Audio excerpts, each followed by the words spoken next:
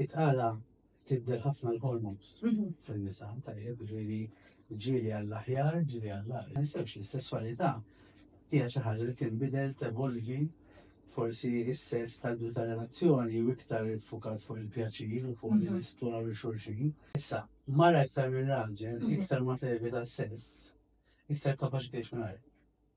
Waqt li raġel anke minħabba l-anatomija tiegħu fil-fadem għandu bżonn sess. Jekk aħna ħan investu ħafna fina bħala koppja u bħala ġenituri, għalmek ħanżommu l-bilanċ. Bilanċ li ma li tfal 4-5 snin li jiddu jilfu, qed nagħlmuhom kif ikunu f'relazzjoni.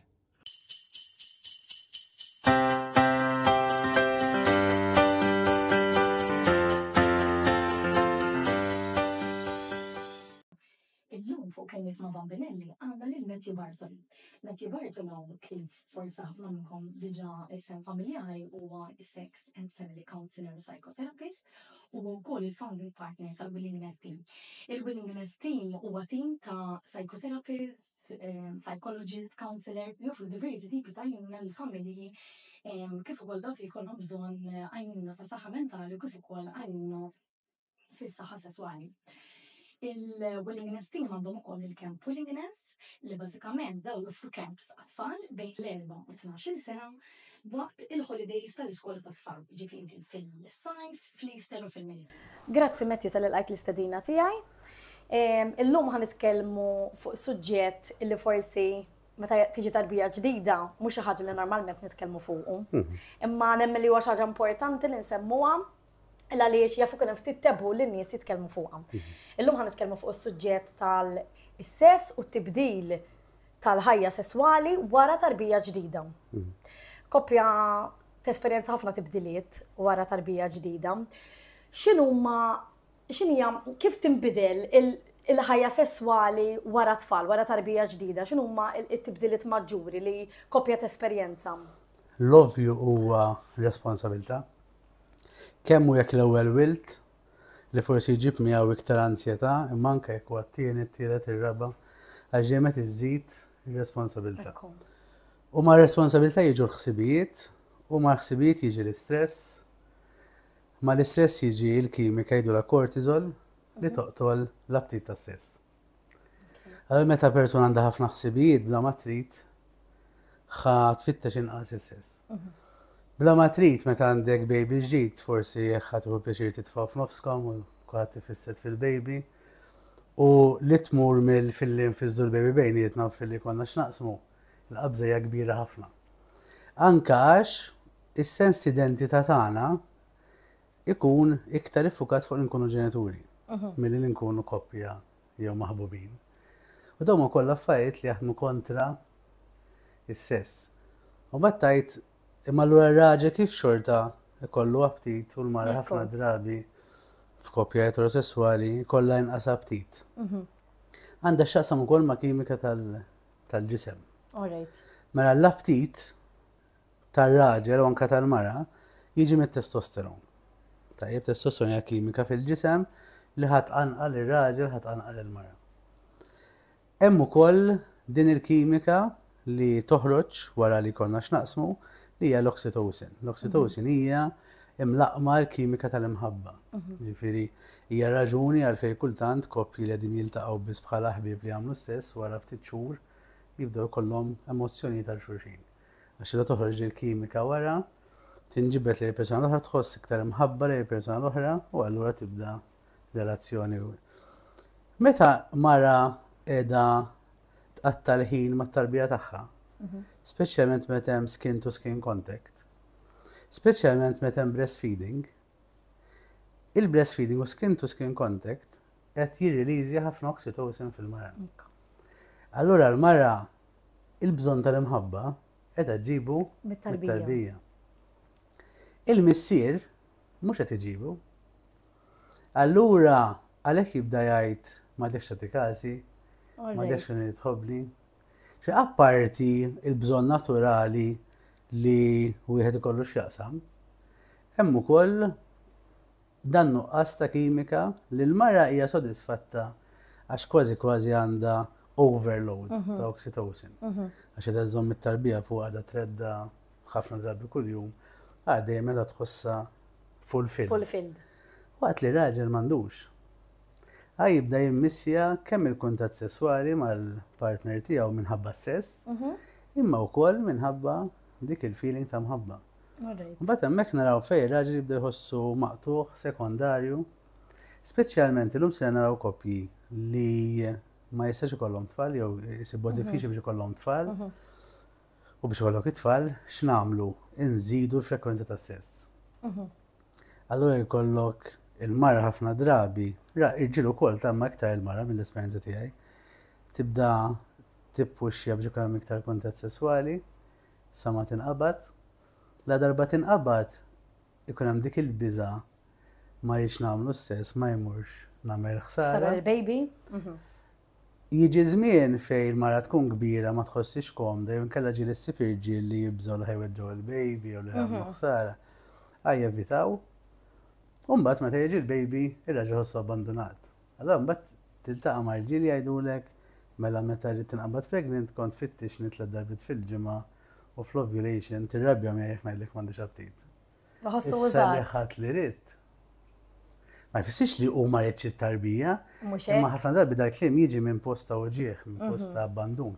Eżatt.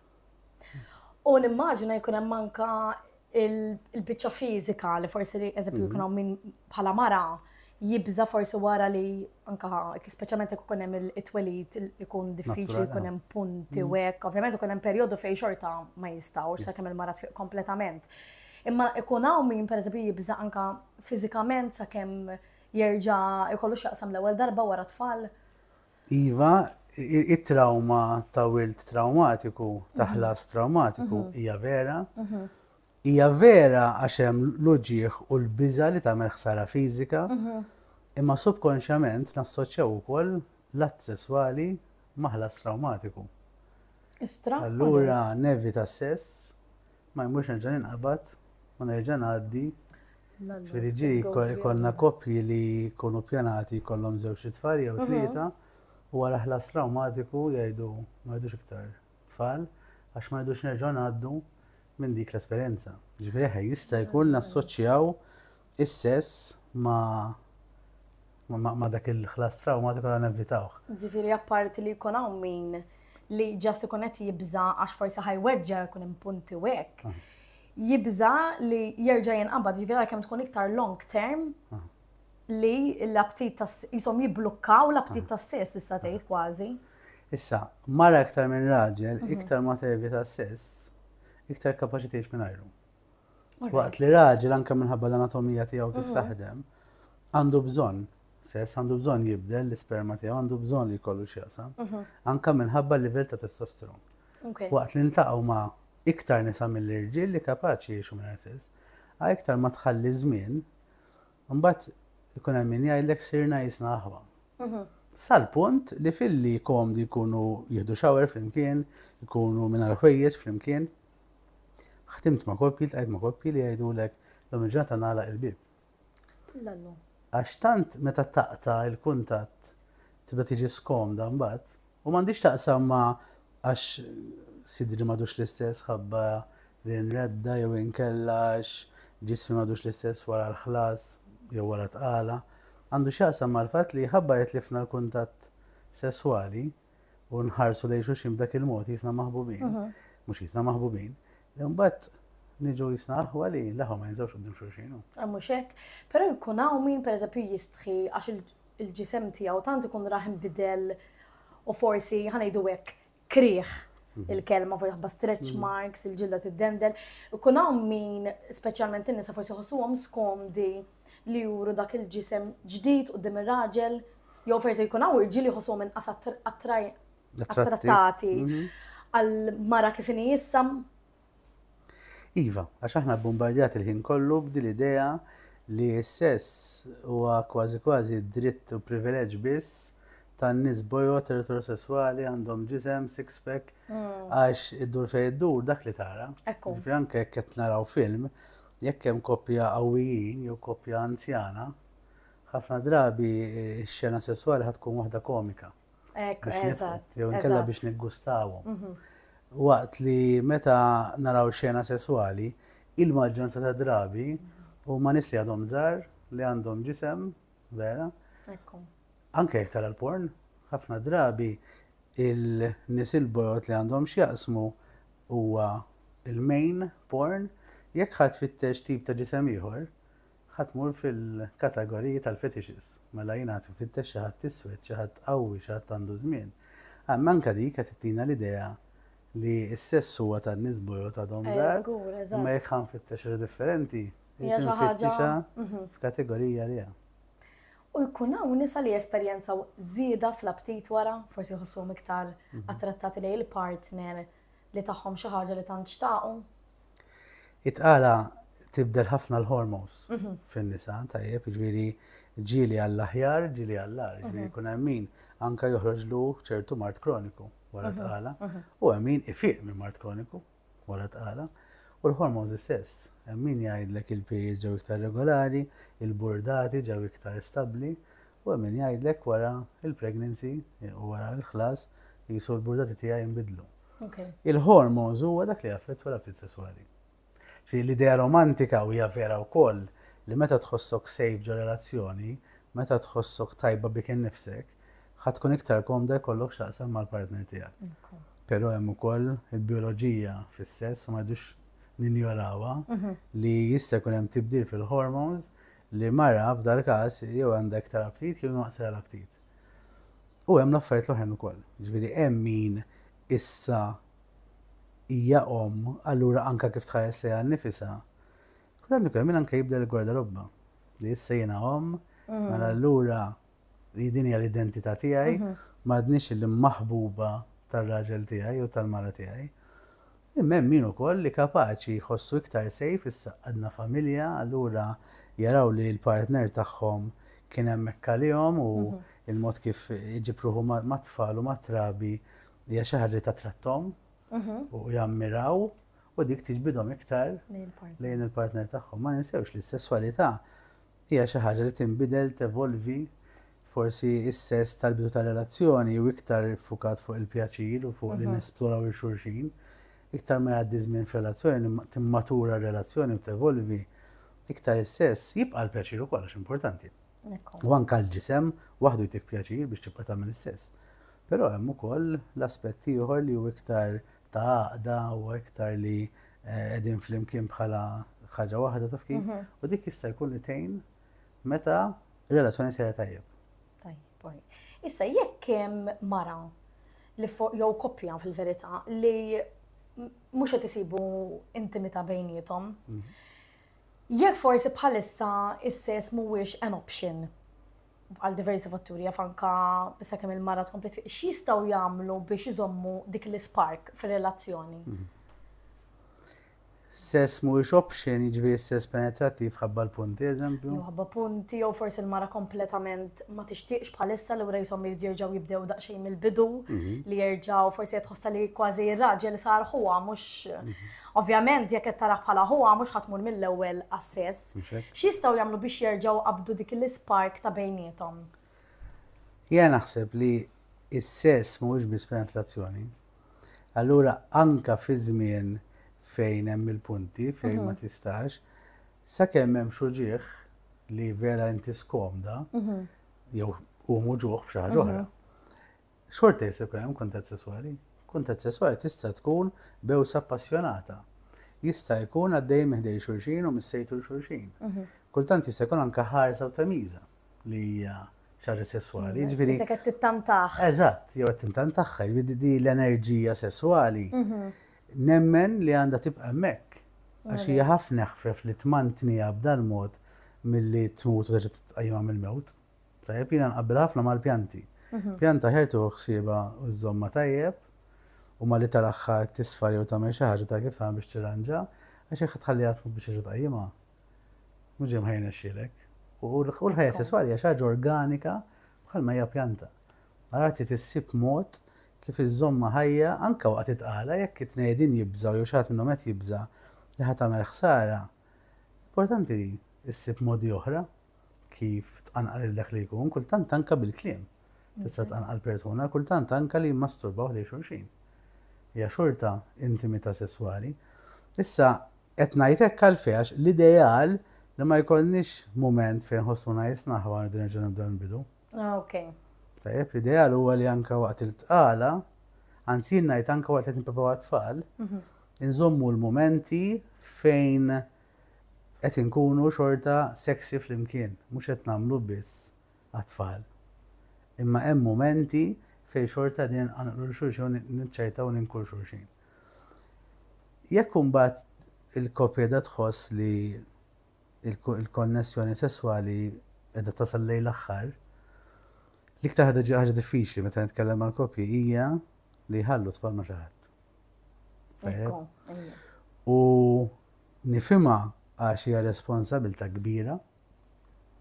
Hemm l-attachment kbir, jiena ma nistax bħala raġel ma nistax ħlif nimmaġina xi fisser li għandek tarbija ġo fik, issa ħarġet minn ġo fik u ħatħallija satej ma' xi ħadd ieħor. Nipprova nifhimha, nista' biss ma nistax nifhem vera xi tfisser. Allora nimmaġina li hija diffiċli. Hija diffiċli għal nies iktar minn oħrajn. Għax hemm il-karattri differenti. Hemm il-karattri, eżatt. U anke kemm tafda l-ommok u l-ommu u l-familja wkoll. U nasab anke l-karattri tat-tarbija, x'ektar at-tarbija tuħu kedda kull darba, forsi tħossi iktar diffiċli li kull darba l-aħwa ħantija kedda pereżempju biex nħallija mal-mami. Mentri jekk it-tarbija toqgħod tkun iktar tranquilla tgħid iwa ħatoqdilha. Anke l-persuna li tħallija magħha taf li mhux toqgħod ittija kedda l-persuna wkoll biex tikkalma t-tarbija, ġew naħseb jaffettwa anke l-karattru tat-tarbija.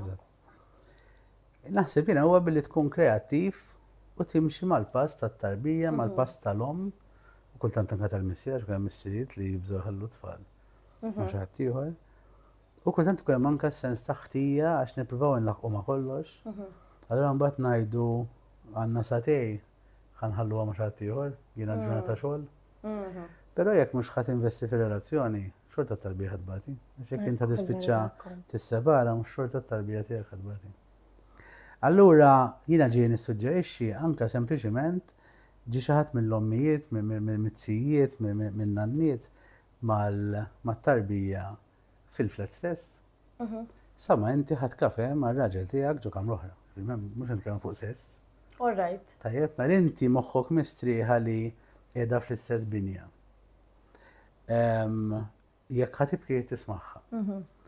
Sa ma tidra dak li jkun. Dak li jkun li minn ġijienek ngħidu ommok biex għall-eżempju. Ommok taf li inti qiegħda fl-istess binja m'hemmx dik il-biża u l-ansjetà. Eżatt. Forsi l-ewwel darba ħadtu kafe fil-dining room jew fil-kamra tas-sodda. Forsi d-darba ta' wara sibt kafetierja viċin u mortu kafe hemm, jew mortu dduru dawra mal-blokk fejn tgħix ommok. Eżatt. U dejjem tibda biċċa sama forsi jiġi żmien fejn tista' tħalli t-tarbija jew it-tfal ma' xi ħadd tmur id-dar u għandek satej flimkien. Se jekk rajt film, jekk kien xi mument sesswali, jekk imma l-importanti huwa li tikkonnektja bħala koppja. Jiġifieri l-għan aħħari huwa li ma tkunx fl-istess binja ma' tfal. U raġuni hija vera sempliċi. Meta inti qiegħda fl-istess binja ma' tfal, il-parti tiegħek ta' ġenitur għadu hemm. Għadu hemm eżatt ma Tantu vera li jekk qiegħed fuq is-sufan tara-television, x'ins ma jitħoss, waqaf mort tiċċekkja. Dak ifisser li parti tiegħek li inti responsabbli għat-tfal għadha mhix hawnla. U moħħok hemm anke waqt li qatt. Kultant meta inti ġenitur tisma' ħoss tistenbaħ u tmur, meta s-soltu torqod u tagħmel siħrijiet jew rieda. Allura aħna għandna aspetti differenti tal-identità tagħna. Issa dawn l-aspetti kemm aħna ninvestu fihom ħansaħħuhom. Kemm aħna mhux ħaninvestu fihom ħanoqtluhom. Jekk aħna ħaninvestu ħafna fina bħala koppja u bħala ġenituri, hemmhekk ħanżommu l-bilanċ. Bilanċ li malli tfal jalqu 5 snin jibdew jifhmu qed nagħlmuhom kif ikunu f'relazzjoni. Fin niltaqa' ma' adulti 40 sena jgħidulek jiena kont naffaxxina ruħi nara n-nanniet jew il-ġenituri tiegħi jitbewsu jew iġibilha fjura. U dik hija xi ħaġa jiena tallimt fuq relazzjonijiet. U mbagħad tiltaqa' ma' min jgħidlek jiena u missieri jekk ikunu fl-istess kamra ħajatu l-ħin kollu. U nervi ta' relazzjonijiet għax għalija relazzjoni hija dik. Ara kemm taffettwa 100%. Il-psikoloġija ta' tfal. Iva, 100% l-lum il-ġurnata jridu naċċettaw, għax ilna nafuha dil ħaġa ma kultant ninsewa, li kif aħna nittrattaw il-ġenitur liħor, anke meta separajna, jekk separajna, imma iktar u iktar meta din flimkien, qed nagħmlu l-uliedna kif jitrattaw il-partner tagħhom u kif jaċċettaw li jiġu trattati. Ma jekk jiena bħala raġel qed inħalli l-mara tkellimni b'tali mod u tumiljani, jew jiena qed nittrattaħħa ħażin lill-mara, is-subien tiegħi dak huwa l-idea tagħhom ta' raġel. Dak huwa l-idea tagħhom ta' mara. U meta huma ħajkbru jidħlu f'relazzjoni, hekk ħajġri. Allura li nħossib ir-relazzjoni tiegħi qed nagħmilha wkoll għat-tfal tiegħi. Barra minn hekk, meta inti qed tqum torqod ma' l-istess persuna, id-differenza tanti żgħira ma fl-istess ħin life changing li kultant jiena li nagħmel da xogħol ukoll naffaxxina ruħi li l-istess persuna li tqum torqod magħha u tieħu pjaċir tqum torqod magħha jasal punt ġieli fejn il-koppja tgħidlek iddejjaqni jieħu nnifs. Iddejjaqni tiċċallaq fis-sodda. U li taqsam sodda li taqsek post intimu. Ma xi ħadd li jdejjaq jieħu nnifs. Jiena għalija personali hija d-definizzjoni ta' infern. Ma nistax nimmaġina, speċjalment illum ngħixu ġo flets żgħar, li naqsam post daqshekk żgħir ma' persuna li m'għandix demm magħha. Mela allura mhux aħjar nipprevjenu qabel. Għax dik l-animosità ta' bejn il-koppja, xorta taffettwa tfal. Anke jekk it-tifla hija tarbija ta' 6 xhur, tħossa it-tensjoni fid-dar. Jiġifieri aħna ġieli jkollna koppji naħdmu magħhom li jgħidulek il-baby ħin kollu tibki. Tajjeb, meta mbagħad jibdew jaħdmu fuq ir-relazzjoni u jibdew jikkalmaw, it-tarbija tnaqqas mill-restlessness, mill-biki, għax huma alla wara ma jafux jitkellmu, imma jħossu ħafna enerġija tagħna. Bħalma l-om tħoss it-tarbija tagħha x'kien ġo fiha, l-istess it-tarbija tħoss l-om tagħha x'kien ġo fiha. Allura li aħna ninvestu ħin bħala relazzjoni mhux egoiżmu. Issa hemm nanniet li jagħmluha ċara biex tmur għax-xogħol noqgħodlok ma' tfal, imma biex toqgħod toħroġ tixrob jew tiltaqa' mar-raġel m'għandix ċans għax għandi l-ħajja tiegħi wkoll. Din nifhimha wkoll. Which is fair, eżatt. Nifhimha wkoll. Però jien nemmen li għandna ninvestu il-lif jekk hemm bżonn. Jekk ix-xogħol nispiċċaw fil-5 u mmorru għat-tfal fil-5:15, forsi darba fil-ġimgħa mmorru fis-6:30. U dik is-6:30 niltaqgħu x'imkien viċin ix-xogħol u viċin il-ġenituri u għadna fil-karozza nitkellmu. Jiġifieri jridu nkunu kreattivi. Kultant jiena l-iktar problema li nsib mhijiex il-ħin huma l-expectations. Kultant qisu meta n-nies jaħsbu f'ħin flimkien dejjem jaħsbu tmur tagħmel ix-xahar tagħmel dwiefer issib restorant expensive u date night li tant tiġi expensive bħala ħin u bħala flus. Laqas tibqa' tagħmel sens. Meta jiena lija ħin flimkien jista' jkun ġol karozza taħt id-dar ta' ommok sama tagħmel nofsija sa ma tidħol għat-tifel. Eżatt. Minti ltqajt u titkellem bħala koppja. Anke jekk ħad titkellem fuq kemm inti jiena jew fuq ħaġa tax-xogħol jew xi ta' tfal istess, mhux titkellem fuq it-tfal, titkellem inti bħala mara, inti bħala raġel kif qatt jaffettwak li sirt missier, li sirt omm. Ara terġa' tikkonnektja bħala koppja. Jiena nsiba ironika ħafna li nibdew bħala koppja. U mbagħad tant inkunu tajbin bħala koppja li nidħlu għal post flimkien. U mbagħad ħafna minna nispiċċaw ngħixu għal post. Overtime, jekk il-ħadd imur nqatta' trinek u ngħaddi d-dawl u ngħin l-electrician u ngħin hekk u ngħin hekk. U mbagħad tant din tajjeb li ġibna tfal jew xi kelb, mbagħad nibdew ngħixu għat-tfal u l-kelb. U l-parti tal-identità tagħna li hija l-koppja li hija l-bażi, il-pedament, tibda ma ninvestewx fiha, tibda tikrolla, imma ninsew li l-affarijiet kollha l-oħrajn, il-familja, il-post, il-loan li nimmaneġġjaw dar, għax ukoll dik mhux faċli biex tnaddaf biex tibqa' tħallas il-kontijiet, maintenance tad-dar, mhux faċli. Imma dawk tant jiġu b'saħħithom. Tant ninvestu fihom li noqtlu il-pedament u mbagħad x'jiġri jikrolla kollox, ma jikrolla anke l-familja tikrolla u l-post. Għax kultant post li swik id-demm tajjeb, għax kultant jiswa d-demm post mhux flus biss, anke ħin u enerġija. Fimt kultant tiltaqa' ma' koppji bej tiggustom u tammirhom li biex jażu l-portieri jagħmlu xahar jiddiskutu. Din iggustax hija xi ħaġa sabiħa, kultant nemmen li d-dar tirrappreżenta relazzjoni wkoll, allura rridu l-aħjar set tazzi u l-aħjar set platti u nidħlu ġod-dar kollox lest. Tajjeb, li jiena dik ukoll kultant nikkwestjonja. Għax xi ħaġa li nammira fin-nista qabilna kienet li l-spare bedroom m'għandniex fejn nagħmluha. Allura dejjem għandhom xi ħaġa li jaħdmu għaliha. They are looking forward to. Waqt li llum xiġrilna naqalaw kollox biex nidħlu ġo post sal-inqas portiera u cushion kollox postu. Bat wara 5 snin xiġrilna. Tibda dequna u. Dewdejuna jiġu tfal ikissru. Nibdew nibdu l-portieri, nibdew nibdu l-cushions biex ta' parsi ndawru naqla affarijiet. Mbagħad nivvintaw skuża fejn għandna bżonn nibdu kamra tas-sodda. Waqt li kieku nimxu pass pass u ngħidu isma' għandna bżonn kamra tal-banju, kċina, kamra tas-sodda u living room biex nilqgħu reħbieb u hekk. Kulħadd jieħu biex jilqgħu. Tajjeb, meta dik qed tidħol fil-post, dak biżejjed. Issa l-walk-in u l-spare bedroom forsi nistgħu nħalluhom u nagħmluhom is-sena d-dieħla. U nfadlu għalihom għan iktar ċans noqogħdu nidħlu fid-dettall. Għax kultant li tagħmel 6 kmamar fi iktar ħesil li tagħmel 4 anke bħala ħsibijiet u deċiżjonijiet. Allura kultant għandna bżonn naraw il-prijoritajiet tagħna x'inhuma u ma nġebdux innafusna wisq. U hemmhekk jibqa' l-enerġija stess. Għax għalhekk aħna kif bdejna kemm fil-bidu l-istress jaffettwa l-aptit tas-sess. Issa jekk inti taħdem id-deċiżjonijiet kollha, ħajkollok l-istress u mhux ħajkollok aptit. Tagħmel sess, u ħajkollok enerġija. Tagħmel is-sess. Ekku. Semmejt l-ewwel ikun hemm it-tfal jarawk.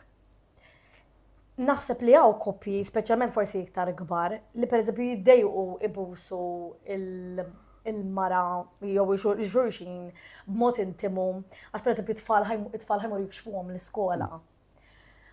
Li fil-verità ma jkunu jagħmlu xejn ħażin. Imma huwa importanti li nagħmlu hekk jew inżommu relazzjoni intima iżjed privata mit-tfal.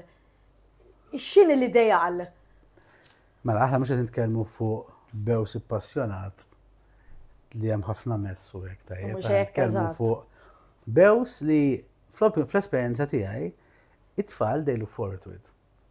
U ċabxbu jieħdu pjaċir. Issa, ikun hemm min fil-bidu forsi jgħid, forsi jew min jgħidlek li tbusniex għax ħantuha kedda.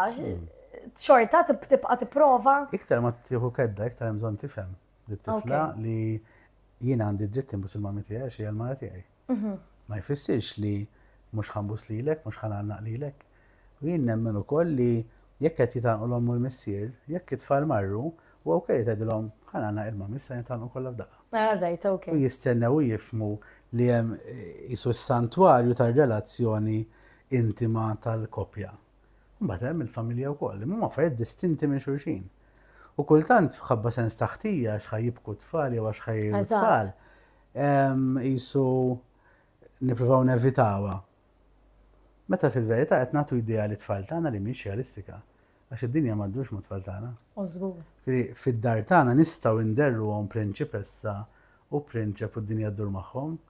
Malla ħorġu hemm barra ħajkollhom l-ikbar xokk ta' ħajjithom. Żgur, fil-faġġi li nkunu qed niddiskutu jiena u r-raġel naqbdu diskussjoni jkun hemm it-tfal. U l-kbir li sandu for ovvjament ikun ngħid jara min fiha jiġbed l-attenzjoni. U ġieli waqt diskussjoni x'in jarana din f'nofsa jidħol mami. Ovvjament ġieli ġifdu ngħid imma għandi nieqaf mid-diskussjoni mar-raġel li fil-verità mbagħad tagħmel llum. Tagħmel għada, jekk di xi tkun pereżempju, qegħdin niddiskutu ma li kellem għat-timel it-tifel tieqaf. U bagħad fl-istess dan għandi ntieħ l-attenzjoni mill-ewwel it-tifel ġieli nispjegalu pereżempju, senna li ħallesti diskussjoni mal-papa u nkellmek. Kif l-aħjar noħdu għax fl-istess ħin ovvjament itturhom li qed tagħti kasom li mhux qegħdin ghost hemm għax hemm missierhom, imma lanqas u sew naħseb fuq ir-raġel li pereżempju kull darba li jinterrompina t-tifel jew it-tifla id-diskussjoni tieqaf hemm u jieħu priorità t-tifel. U laqqasu tajjeb għat-tifel. Okay. Tajjeb għax fil-ħajja tiegħu it-tifel ħajkun hemm ħafna sitwazzjonijiet fejn jistenna. U jekk hu ħajjidra li jekk irid xi ħaġa kuħat irid jaqfu jdur miegħu, ħajkollu ħafna dewwa u ma tantx ħajkollu ħbieb. Ġifieri tista' anka li jkun hemm marloġġ tgħidlu l-kbira ħad tkun fuq hawnhekk. Ħalli nitkellem. Bħalissa jien nitkellem mal-papa. Jien nitkellem mal-mami bħalissa. Li hemmhekk qed tallem it-tfal ukoll jistennew. Li mhux faċli. Tajjeb, ġifieri aħna l-adulti ħafna minna għas nistennew li kulħadd nafu nistennew li hija dixxiplina għax xi ħadd tallimna nistennew. Issa idealment nitalmu nistennew għax il-ġenituri tagħna għalmuna nistennew, mhux għax kisirna xi ħadd meta aħna adulti. Issa barra minn hekk qed tiddistingwi wkoll anke mat-tifel li bħalissa huwa ħin tagħna l-adulti qegħdin nitkellmu u issa jkun hemm il-ħin tiegħek ukoll. L-importanti dak li qed wedulu ħaddihulu. Ħaddihulu, eżatt. U aħna mhux qed ngħidu meta bdejt tgħid tal-ghost tidħol id-dar it-tifel jisu mhux qiegħed hemm u ma tkellmux u nkollu fuq il-mobile jew fuq il-laptop u t-tfal ma jeżistux. Aħna din ngħidu li fil-ħin li hemm diskussjoni intima, diskussjoni serja, ċajt bejn il-ġenituri, dak huwa ħin tal-ġenituri. It-tfal jiddrawa. It-tfal kif idderjhom. Jekk meta jibku, u di totta l-kull tip ta' mġiba, jekk meta jibku ħaddihom li jridu, ittallimhom li bil-biki tieħu li trid. Waqt li tgħidilhom jekk ħadd tibqa' tibki, iktar ħandumu. Mela mur għamel xi ħaġa oħra jew stenna x'in isir il-ħin u nistennu lihom fuq l-arloġġ li tisma' x'in tiġi hawnhekk jiena ħankellmek. Għax bħalissa qed nitkellem mal-papa, man-nanna. M'għandix għalfejn bil-fors fir-relazzjoni, tkun ma' ħabiba. Jista' jkun ħixtu bit-tfal tajjeb u qegħdin titkellmu inti u ħabiba tiegħek u t-tfal qegħdin jilagħbu fil-ġnien jew x'imkien viċin. Mami, stenna ftit issa niġi, nkompli nitkellem. Hija vera importanti wkoll illi r-relazzjoni nibnu anke qudiem it-tfal mhix xi ħaġa li ġast pereżempju għax biex inkompli r-relazzjoni biex inkompli l-ispark mar-raġel ma rridx ikun hemm it-tfal. Ovvjament irid tkun hemm dak il-ħin. Ma mhux qed ngħidu intimità. Hija hemm. Għax ġieli jkun hawn min tfal ta' 4-5 snin jagħmel l-istess waqt li fis-sodda magħhom. Ġifieri importanti niddistingwu, inti naf li qed tifhimha, ma importanti niddistingwuha li sa sena u nofs, alright, it-tfal mhux ħajindunaw x'qed jiġri. Tajjeb, xorta ma nemmix għandek tkun fl-istess sodda, tkun fil-kott, tajjeb, għax anke ħabba fiżikament periklu li tolqothom jew weġġaw. Eżatt. Però malli jaqbżu sentej ċertu intimità m'għandix issir quddiem it-tfal. Tifhem? Li qbattila l-patata, li tajta bewsa, li tajtu bewsa, tajjeb, li gdimtlu għon u it's okay. Miktar affarijiet intimi minn hekk. Eżatt, irid tkun hemm boundary imbagħad, eżatt. Ma nisponux it-tfal tagħna għal dawk l-affarijiet. F'liema punt koppja għandha tfittex l-għajnuna. Jekk eżempju tibdejt issemmi li kważi jiġu aħwa.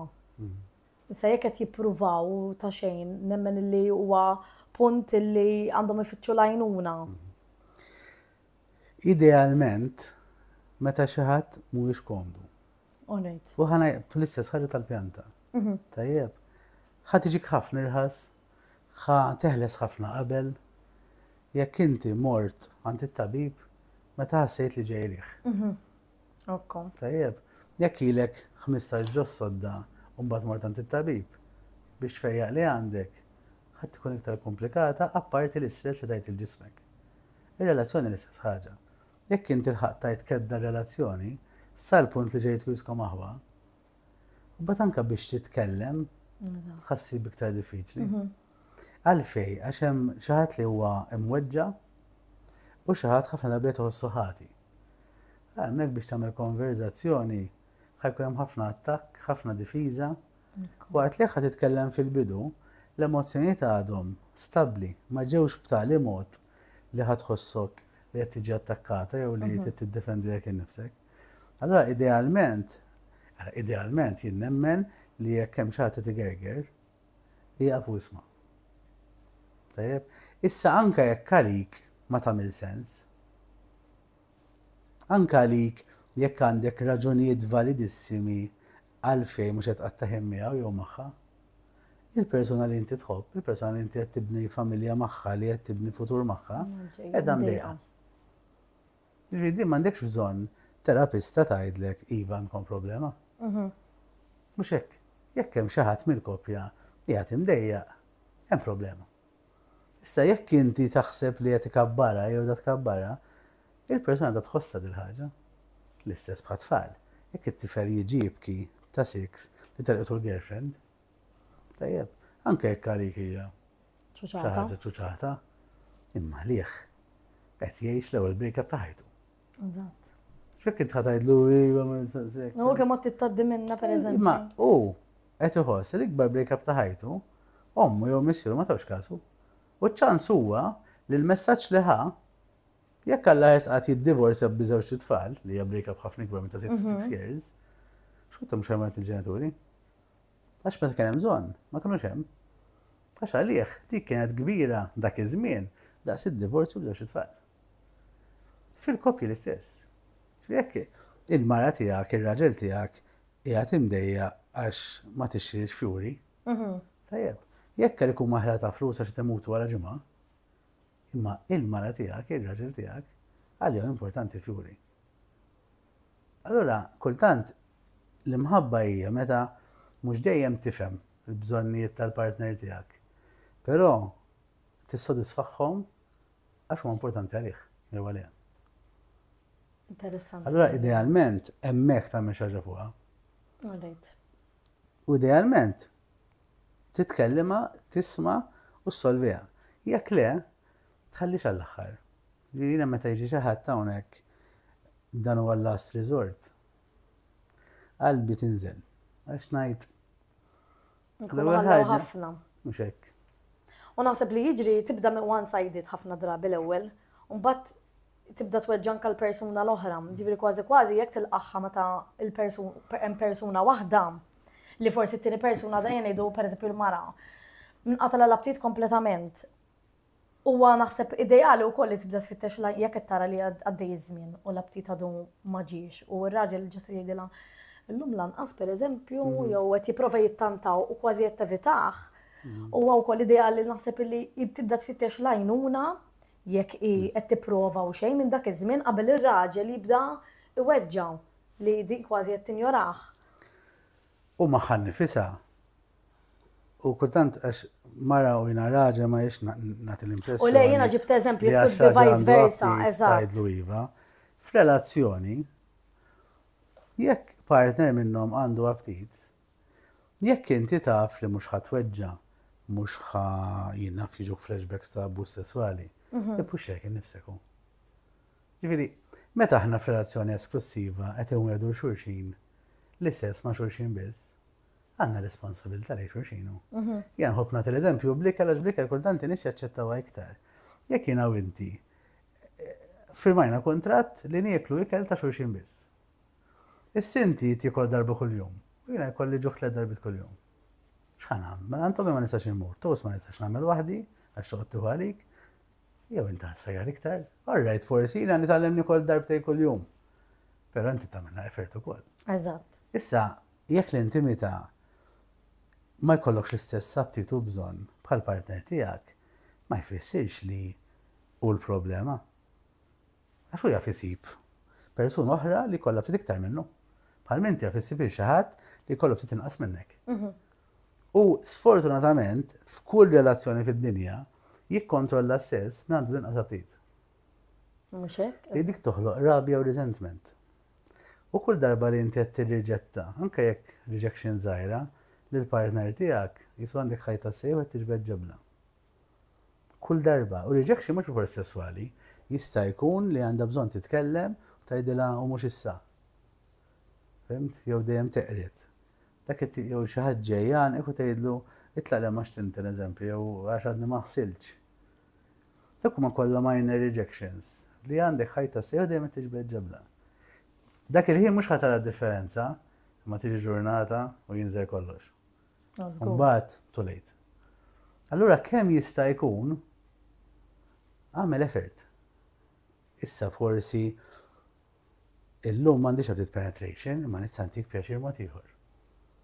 Tajjeb, jew illum vera ma niflaħx, m'għandix aptit jiġifieri, imma għadha ħanagħmel effort u ħanqumu kmieni. Imbagħad jekk ħadd wiegħda trid iżżomma. Mhux hekk? Imma meta tinduna li qed tgħid ħafna le wara xulxin, hemmhekk għandek bżonn tifhem x'qed jiġri. Pero ġili wkoll naħseb ikun hemm disappointment, ejja ngħidu pereżempju xatt mill-koppja jixtieq penetrazzjoni. U l-oħra jew l-ieħor tidlu llum pereżempju m'għandix ftit nistgħu nikkadiljaw. Ġieli xorta naħseb ikun hemm il-persuna li tkun tixtieq forsi tħossha ftit diżappuntata. Il-cuddling mhux sesswalità. X'inhija? Il-cuddling mhux sesswalità. Ma xorta hemm xorta fis-sens hemm dik l-intimità ta' bejn il-koppja mhuwiex sesswalità penetrazzjoni, ma nemmen li xorta. Tagħmel poll fuq il-page tiegħek, ċert li n-nisa ħajaqblu miegħek li ġieħed ma ħajaqblu miegħek. Li għalhekk għax ġieli xi kultant naħseb li jista' jkun ukoll li anke ċertu nisa jaf li pereżempju ma jaqbdulux il-patata lir-raġel il għaliex forsi hemm tendenza li l-irġiel imorru mill-ewwel għal penetrazzjoni u forsi mara xi kultant tkun trid iktar il-cuddling part u hekk. Isek, kif ħassib il-benet, għax forsi xikultant jaf mara tibża li, per eżempju, jekk ħambużu daħ jkun irrid jibqa' sejjer, per eżempju. Ara, jekk persuna għandha ftit is-sess, raġel jew mara, l-lum il-ġurnata se niltaqgħu ma' nisa mhux ħażin li qegħdin fuq in-naħa tal-istorja. Li jfittxu raġel tagħhom għajjien jew m'għandux aptit. U l-istess reaction ikollhom. Kultant naqra iktar jieħduha bi kbira għax is-soċjetà tallimna l-irġiel, eżatt. Iktar jieħduha bi kbira li għandhom xi ħaġa ħażina. Jekk inti persuna nieqsa mis-sess, kull ċans li ħajkollha ħadd jieħdu. Ħa ngħidu l-eżempju tal-ikel. Jekk ħadin jikru darba biss għax inti jekk komda, jekk tgħidli ngħinek is-sajjar, ħannaqqalu. Għax għandi xi ġuħu. Eżatt. Issa jekk illum ma tiflaħ xi ma tajjarġ, għada anke li kellnejn jikol. Mhux hekk. Allura trid tara li hemm bilanċ. Żgur, għax dak hemm ħadejdlu ħajja tanqu biss. Mhux hekk. Issa jekk xi ħadd jogħġbok u qed ikun hemm dak il-kuntatt fiżiku, jiena naraha ħaġa sabiħa. Ġifieri jkun hemm min jgħid għax dak meta nagħmlu dejjem irid l-istess ħaġa. Jien naħseb li ħaġa vera sabiħa li r-raġel tiegħek meta jkun daqshekk viċin tiegħek qed jitqanqal kull darba. U nitkellem hekk mhux għax raġel, nitkellem hekk għax terapista. Naħdem ma' koppji fejn ikun hemm nisa jgħidulek noħroġ mill-banju għarwiena, immur immissu għarwiena, mbaxxi qudiemu u qaskas. Ġifieri meta inti qed tjanqek ir-raġel u titqanqal għalik. Ftakar li hawn min. Għarwiena tinkieħ u jagħti każ. Allura, issa, ma jfissirx li kull darba għandu btet ir-raġel u l-mara jdu nagħmlu bil-fors, mhux hekk qed ngħid. Tajjeb, jdu noħolqu l-bilanċ. Però jekk il-persuna ilha nieqsa bil-fors kull tannija. Eżatt, ħa toħodha bħala. Mhux hekk, issa fl-istess ħin, jekk hemm sess biżejjed jew hemm sess, qegħdu nifhmu wkoll l-raġel u anke n-nisa li hemm momenti ta' dan biss, hemm momenti ta' dawż biss. U forsi tkun ċara u verbalizzata. Għandi btit nitanna illum. Imma li xi ħadd talbek is-sess u qed ittieħ cuddling naħseb jiena jisweġbuk ir-roses u ġabulek teddy bear, fint ma tantx għandhom xi xulxin. Ma spjegajta b'mod tajjeb Għax ovvjament jiddependi jekk dan kull ġimgħa qed tgħidlu jiena tanqu biss, imma jekk pereżempju matul il-ġimgħa kien hemm diġà u forsi fil-weekend dak btit tisana nistgħu nitanqu pereżempju biss illum. U naħseb anke l-mod kif tgħidha. Jgħidu isma' llum tanq biss dan kellha milli pereżempju nistgħu nitanqu biss illum. Mbagħad forsi għada. Naħseb ukoll li kull ġisem b'saħħtu jekk waqt li titgħanna ħadd missu b'ċertu mod ħajġi l-aptit. Eżatt. U kultant aħna konna nemmnu qabel fis-sesswoloġija li l-ewwel jiġi tqanqil, l-ewwel jiġi l-aptit, u mbagħad jiġi tqanqil u mbagħad l-orgażmu. Tajjeb mela jisu biex nibdew is-sess irid ikollna l-aptit. Però llum qegħdin nindunaw li hemm ħafna nies, mhux ftit, u iktar nisa minn irġiel li l-ewwel ħajitqanqlu u mbagħad ħaġihom l-aptit. U għalhekk il-foreplay importanti. Għax xi ħadd mara speċjalment manka ħaġa ma tajlek mhux tajlek jekk hi m'għandix aptit, jekk ħadd infetaħ li ħajkun hemm ftit mess u ftit foreplay, iċ-ċans wara ħejġu l-aptit. Jien dejjem insaqsi l-istess ħaġa. Meta jkollok x'taqsam, tieħu pjaċir? U l-maġġoranza tan-nies jgħidulek la darba nibda iva. Il-problema sa ma nibda. Jiena hemmhekk ngħid u naqas dak. U naqas u naqa' taking the other person for granted. L-istess bħal kultant m'għandekx trid toħroġ ma li tinħasel tagħmel wiċċek u xagħrek u toħroġ. Eżatt, mbagħad pjaċir. Nalla ħriġ. Ġieli toħroġ u tajt aħraqt id-dar. Ma l-maġġoranza ta' drabi tajt għal-naqa dik inna effort kont ħanitlef dil-lejla. Veru. U ħafna drabi jew ikun hemm min jagħmel l-istess biex imur il-ġim. Tajjeb, diffiċli sa ma tasal, la darba tasal tajt innalla mort. Eżatt. U s-sess f'relazzjoni intima kultant tant nieħdu for granted li dejjem ħajkun hemm. Speċjalment xi ħadd li jaqbad magħna kuljum. Li tajt u iva illum le. Issa jkun hemm għada. Tal-verità jekk tippuxxa naqrek innifsek. Mal-ħin ħajġik l-abtit u ħatkunu kontenti tnejn intom. Eżatt. Eżatt. Grazzi ħafna Matthew, naħseb kienet diskussjoni vera interessanti u nemmen li ħajkunu ħafna koppji li jisibu għawt li jihdu daw it-tips biex iżommu dak l-ispark ta' bejnietom speċjalment meta jiżdiedu it-tfal fil-familja. Grazzi ħafna. Thank you.